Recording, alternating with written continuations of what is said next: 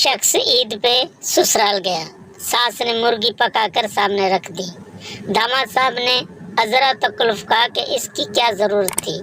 ساس نے کہا کوئی بات نہیں بیٹا، ہم نے 10 مرغیاں پالی ہوئی ہیں، ہم یوں سمجھیں گے کہ ایک مرغی کو کتا کھا گیا.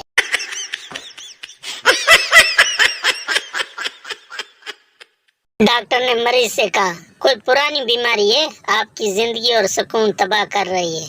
مریض: ڈاکٹر صاحب وہ بیماری باہر بیٹھی ہے جس کا میں شوہر ہوں.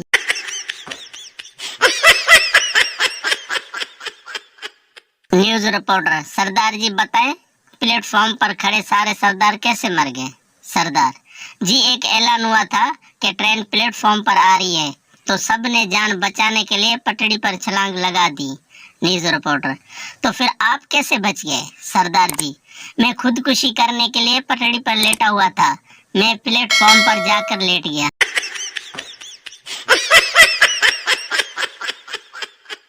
شوہر کو بے سرا گاتے ہوئے سن کر بیوی نے کہا میرے ابا مرحوم جب گانا گایا کرتے تھے تو اڑتے ہوئے پرندے بھی گر جایا کرتے تھے. شوہر بولا کیوں، کیا تمہارے ابا منہ میں کارتوس ڈال کر گایا کرتے تھے؟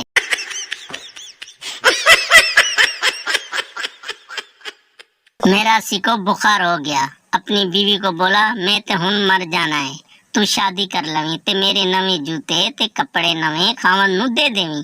بیوی زور زور سے رونے لگی. میراثی: میری جان حوصلہ کر، حالی تے میں زندہ ہاں.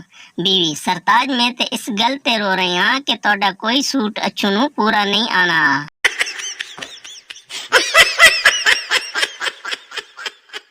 بچہ: امی 10 روپے ہیں، امی ابو سے لے لو. بچہ: ابو 10 روپے دینا. ابو: اپنے چاچو سے لے لو. بچہ: چاچو 10 روپے ہیں. چاچو: بیٹا میرے پاس نہیں ہے، چاچی سے لے لو. بچہ: چاچی آپ کے پاس 10 روپے ہیں؟ چاچی: ہاں ہیں. بیٹا دوں کیا؟ بچہ: نہیں، اپنی قبر میں لے جانا، سالو کلفی والا چلا گیا ہے.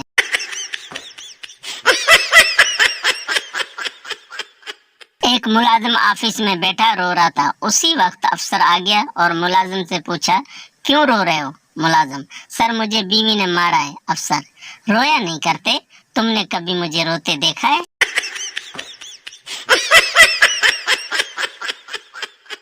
لڑکی: امی مجھے ماضی، حال اور مستقبل کی کوئی مثال دیں.